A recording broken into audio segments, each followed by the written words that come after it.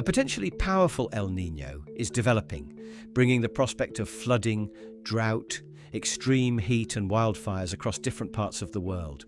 But the consequences can extend well beyond extreme weather. Disruption to food production, infrastructure and transport can contribute to rising prices, displacement, disease outbreaks and civil unrest, creating wider risks for organizations and their people. So where could the impact be greatest, and how can organizations prepare? To examine the outlook and the practical steps organizations can take, here's our intelligence analyst, Joshua George. On the 11th of June, the NOAA formally issued an El Niño advisory, confirming that El Niño conditions had developed in the tropical Pacific and were expected to continue. NOAA forecasters initially placed the chance of this event becoming very strong at around 63%. They've now since increased that to 81%, informally described as a super or Godzilla El Niño. This cycle could be one of the strongest ever recorded. This is largely because it's happening in a fundamentally warmer ocean baseline than previous super El Niños. In terms of what El Niño actually means, it's a global climate phenomenon that emerges from variations in winds and sea surface temperatures over the tropical Pacific Ocean. On average, it takes place between 2 to 7 years and typically lasts around 9 to 12 months. The most significant local effects are typically felt during countries' rainy season, where it can either intensify rainfall and cause flooding or suppress rainfall and cause droughts. So El Niño events have been linked to numerous security risks, including wildfires, floods, droughts, increased civil unrest, as well as economic impacts such as crop failures, fishery disruption, to things like conflicts and disease risk. According to some economic models, the strength of this El Niño could cause a 15.8% surge in global food commodity prices long term. However, the consequences could take until at least the second half of 2028 to be fully realized. Two prior super El Niños, which occurred in 1982 to 83 and 1997 to 98, are estimated to have caused massive global income losses into the trillions. There's four major regions, really. So in Latin America, El Niño typically brings heavy rainfall, flooding, and landslides to the Pacific coast, while increasing the drought risk elsewhere. Secondly, sub-Saharan Africa typically causes flooding in East Africa, but drier conditions across southern Africa and parts of the Sahel. In Asia, El Niño commonly weakens monsoon rainfall across South and Southeast Asia. And then in Oceania, Australia, and parts of the Pacific typically face reduced rainfall, extreme heat, bushfires, water shortages, and lower agricultural output. So I'm just going to focus in on two of those regions. Firstly, Latin America. In terms of flooding, Peru and Ecuador are by far the most exposed to this risk from unusually heavy rainfall and landslides during the 2023-24 El Niño, which, as I previously noted, is not anywhere near as strong as this year's El Niño is expected to be. In Peru, there was heavy rainfall, flooding and landslides, which affected over 100,000 people and killed at least 70. The government ended up declaring its highest emergency level in several northern regions. It's worth noting that in 2026, an anticipatory state of emergency has already been declared in Peru. It's already also experiencing some economic effects. Warmer coastal waters are pushing commercially important fish into cooler areas, reducing catches and increasing operating costs for fishing communities. There's also a large drought risk in parts of Latin America, primarily the Central American dry corridor, parts of Bolivia and Colombia, and Argentina. Water shortages, crop losses, and reduced agricultural production typically result from this, which means that El Niño can undermine food security from two different directions. Firstly, excessive rainfall can destroy crops and infrastructure, and secondly, droughts can reduce harvests and water availability. However, perhaps most importantly for most companies, these pressures also create numerous secondary security risks. So reduced catches have knock-on effects on the economy. There will be higher fuel costs, falling incomes, and transport disruption, which could trigger protests, roadblocks, port disruptions, particularly among fishing and agricultural communities, many of which are unionized. Key point for Latin America is that El Niño is not only an environmental hazard, it can quickly develop into an economic, public health, transport, and civil unrest risk. The situation is similar in sub-Saharan Africa. In the Sahel, it creates dry conditions, and the Sahel drought can delay planting, reduce crop yields, place additional pressure on pasture and water. This is a place where food insecurity has already worsened for several consecutive years.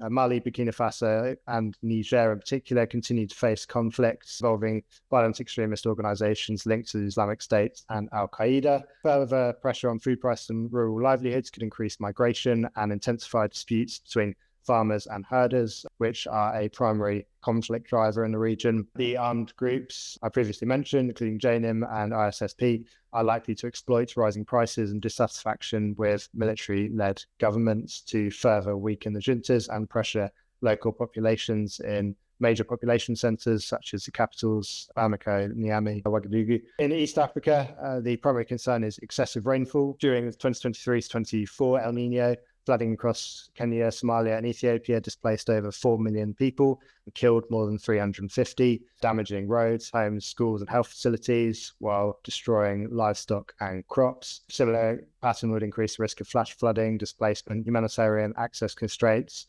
transport disruption, and waterborne diseases such as cholera. In southern Africa, reduced rainfall during the agricultural season could have particularly severe consequences and has been highlighted by numerous analysts as one of the ones to watch in terms of economic impacts and risk to livelihoods. The 2023-24 El Niño contributed to the region's worst drought in more than a century and pushed millions into food insecurity.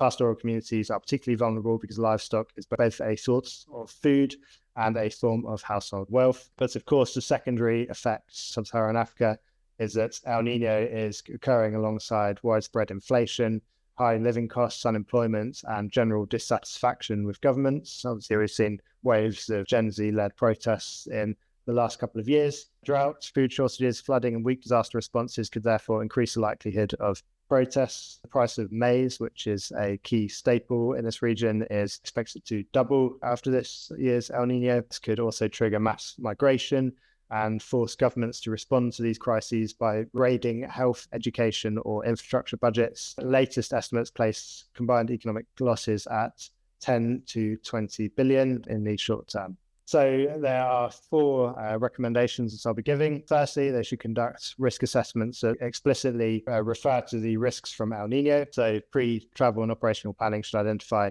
areas particularly exposed to flooding, landslides, drought, extreme heat, or wildfire, secure accommodation and alternative work sites, viable transport routes, water and power supplies, and fallback options if and when public infrastructure fails. Obviously, El Niño does not produce the same effects everywhere, so organizations should assess likely impacts by country, region, and season. Second order effects should also be taken into account, for example, food and water shortages, power outages, civil unrest, disease outbreaks, and things like communication failures, which result from natural disasters. The second practical recommendation I'd give would be to maintain independent climate and threat monitoring. El Niño obviously develops over several months, but its local impacts can change quickly. Government weather warnings are often broad, passive, or issued only shortly before conditions deteriorate. In countries that don't have particularly resilient infrastructure, they may not exist at all. Organizations should combine meteorological forecasting with travel risk and security intelligence to monitor flooding, drought and wildfire, transport disruption, infrastructure reliability, food and fuel availability, or civil unrest, for example. This can be done through private sector monitoring platforms and global operations centers, which can provide targeted alerts, two-way communication, welfare checks, escalation protocols, direct support to affected personnel. Which brings me on to practical recommendation 3, establishing clear escalation thresholds. So while El Niño-related disruption is often foreseeable, organizations typically act way too late. So pre-agreed thresholds should determine when to restrict or suspend travel, relocate personnel, activate remote working, change transport routes, close facilities, or in extremist begin evacuation. Authority to act should obviously be clearly assigned, so its urgent decisions do not depend on lengthy internal approval. And the final practical recommendation is to build operational and communications resilience.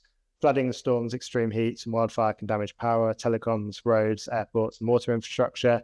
Organizations operating in exposed areas should consider satellite-enabled communications, backup power and fuel, pre-positioned communications equipment, multiple methods of contacting staff and travelers, alternative transport and contingency arrangements, as well as emergency supplies, including water, food, and medical supplies primarily. That was intelligence analyst Joshua George, sharing insight from our latest quarterly Global Risk Outlook webinar. To receive ongoing intelligence, travel risk updates, and analyst assessments throughout the year, learn more about our global intelligence subscription at solisglobal.com. Thank you for listening.